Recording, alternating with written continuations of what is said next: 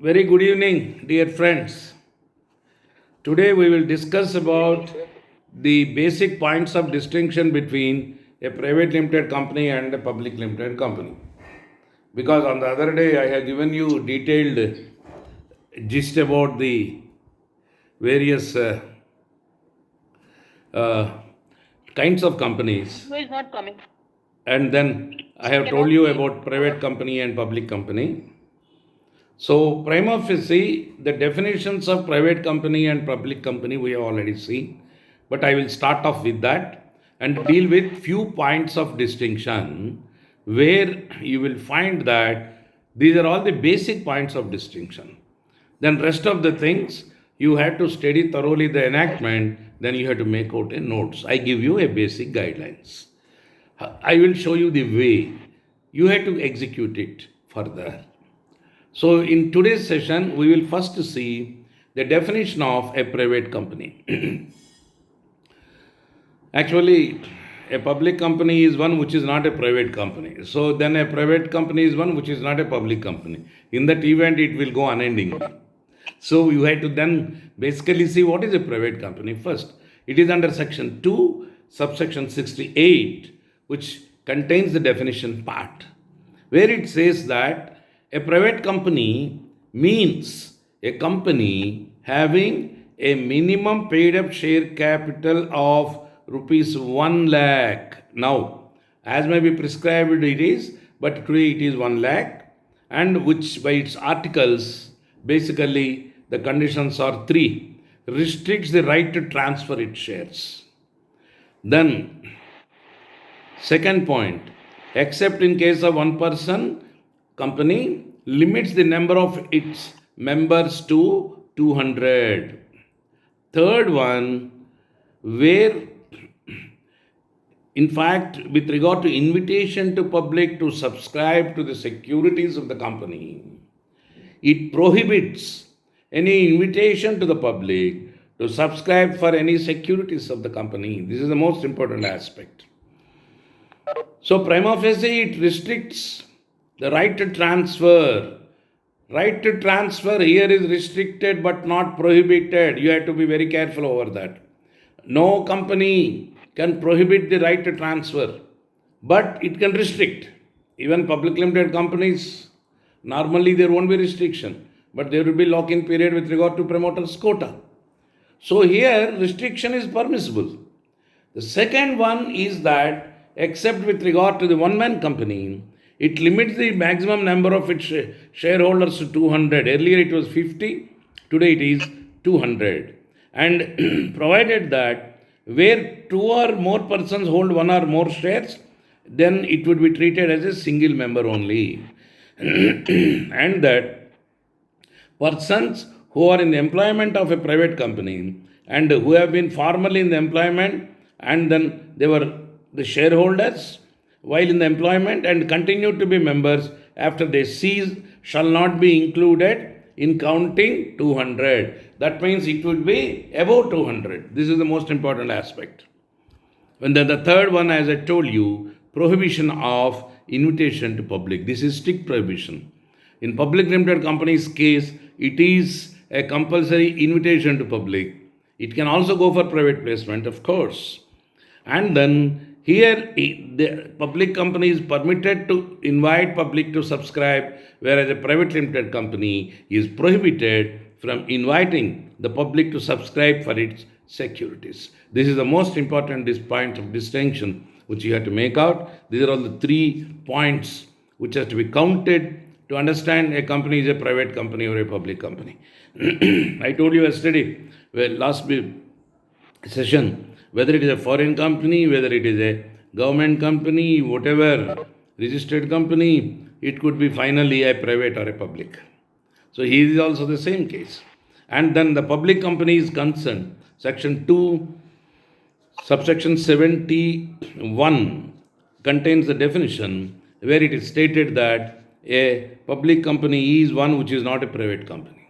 Then a minimum paid up share capital could be, now it is 5 lakh rupees. Minimum paid up, not authorized, paid up.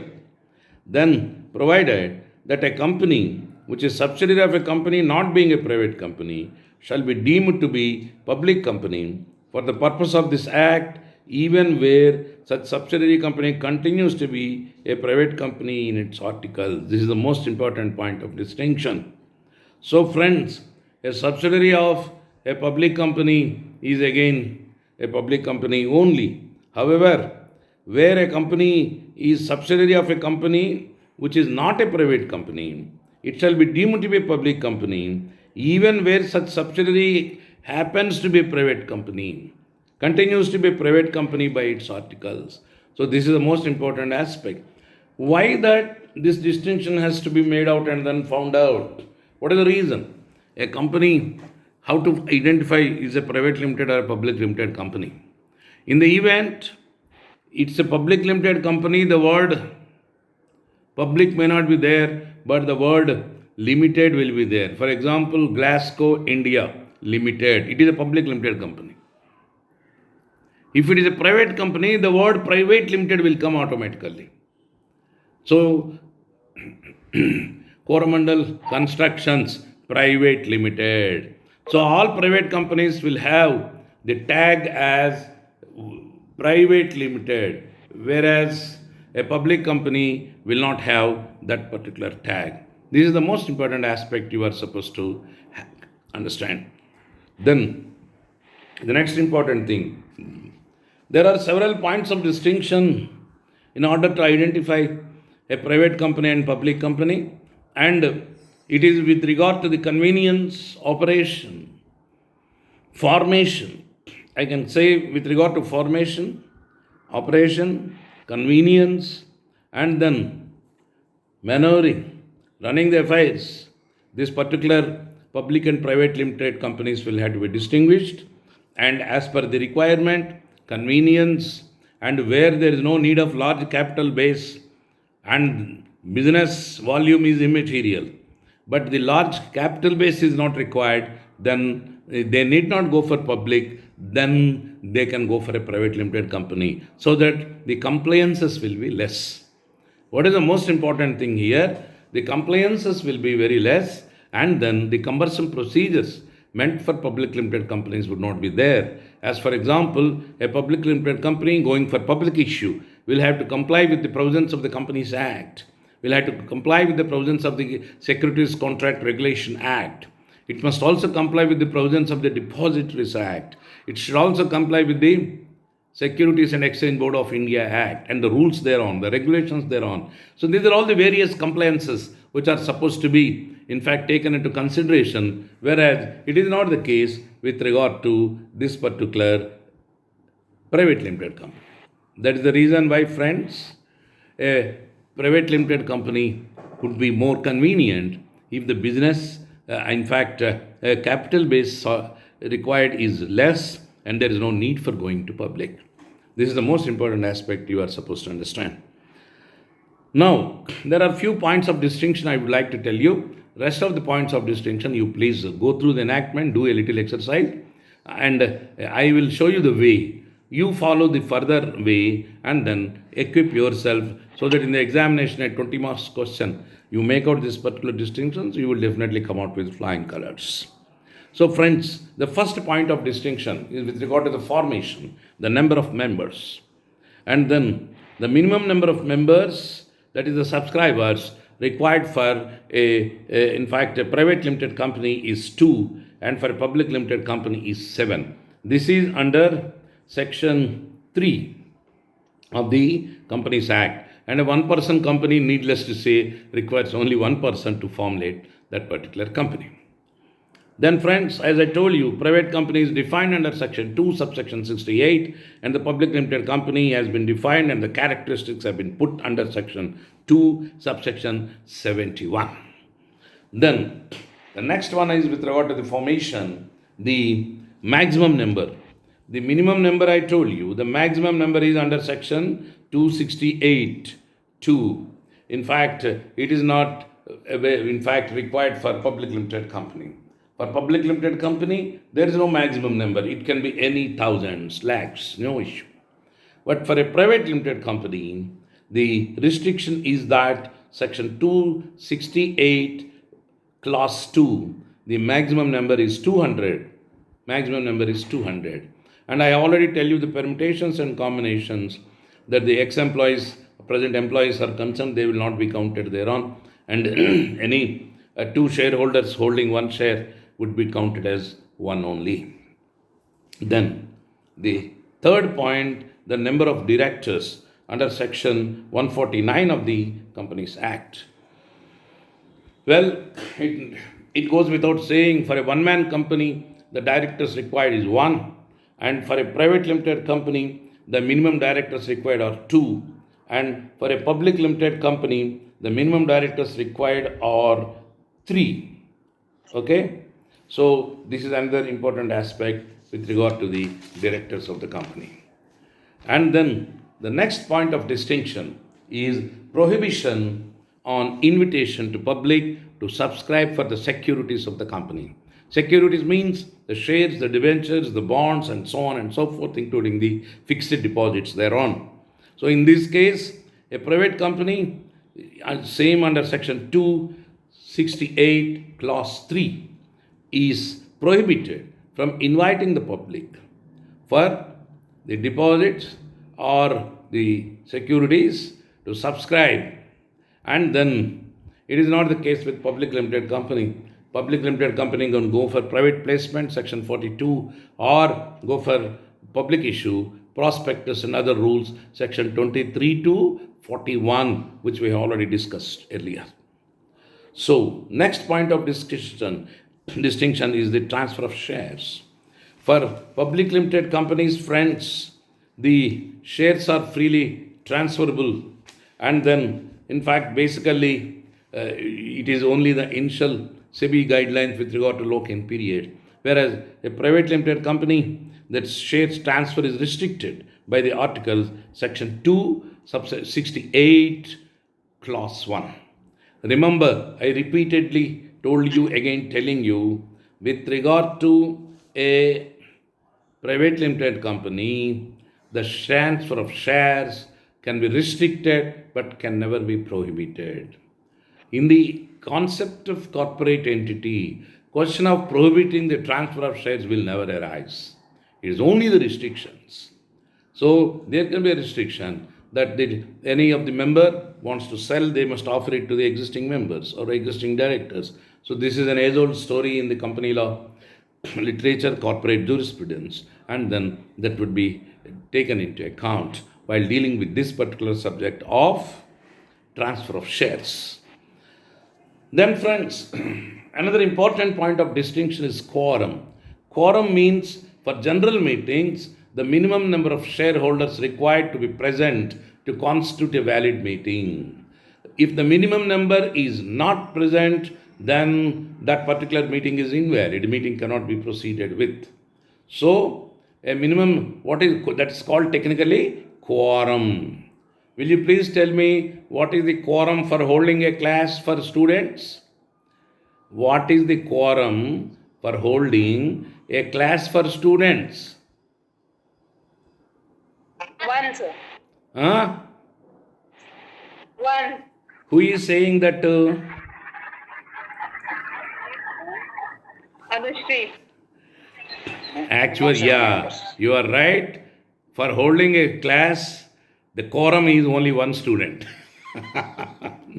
If one student is present, in fact, last 30 years, I have been taking sessions in Usmania University, even though I am a busy practitioner in the High Court, and always one student is present enough, I hold the session. Till now, never the session was closed. At least one student is to be present, even it was a heavy rain or whatever it is, and except curfew days, classes never were suspended. Only because of now COVID. Now classes are not suspended. We are virtually in the classroom now.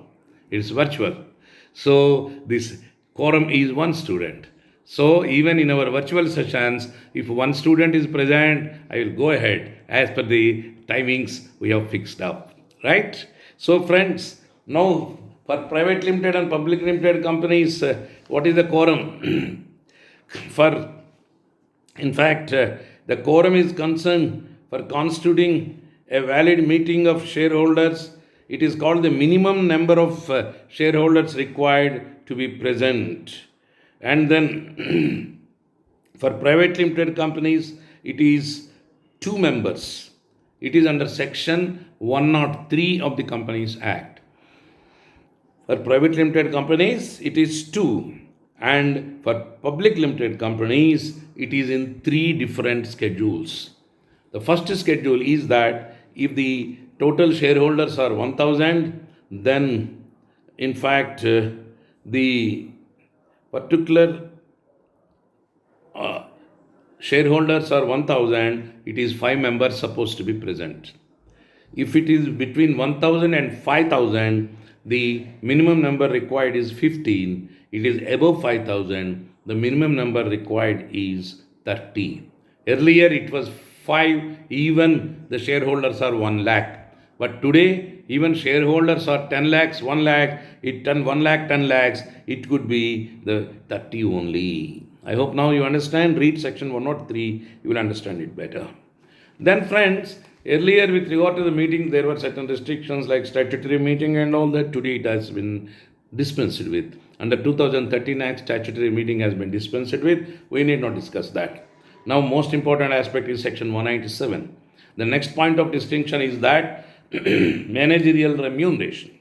For public companies, the managerial remuneration payable to the directors cannot exceed 11% of the net profit, and that particular restriction is not imposed for private limited companies. Please go through the provisions under section 197 of the Companies Act 2013. Then friends, the next important thing, sections 23 to 41 read with 42 of the Companies Act 2013 that public companies cannot allot shares or debentures unless the prospectus is issued to public, and then the minimum, that is the particular the capital, in fact subscription is secured. And in ultimately, if suppose the various provisions stated under section 23 to 41 will have to be complied with for issuing the prospectus, and then the ultimate misstatement in prospectus entailing appropriate penal action, civil and criminal, all these things we have discussed, it will come into picture. And section 42 deals with private placement both by public limited and private limited companies in 2013 Act. This is a new deviation. Earlier it was different. In fact, it was totally a different subject matter. So friends, now 42 is for both private and public companies, and 23 to 41 only for public companies. With regard to prospectus, private companies need not issue, in fact, prospectus. And then now a new phenomenon, commencement of business, is applicable both for private and public limited companies, so that that particular provision also cannot be taken into account now. Then friends, further, there are umpteen number of other particular provisions pertaining to the directors, the meetings, and so on, where at every stage there are restrictions basically for public limited companies, but which are not meant for private limited companies.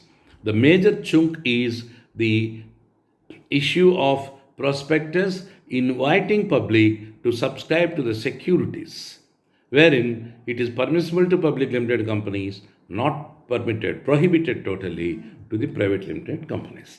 So this is the most important aspect.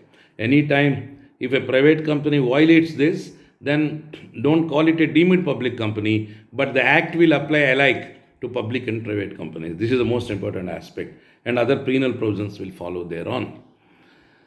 Alternatively, a public company can be converted into a private company, and a private company could be converted into a public company. This we have already discussed earlier with regard to conversion aspect.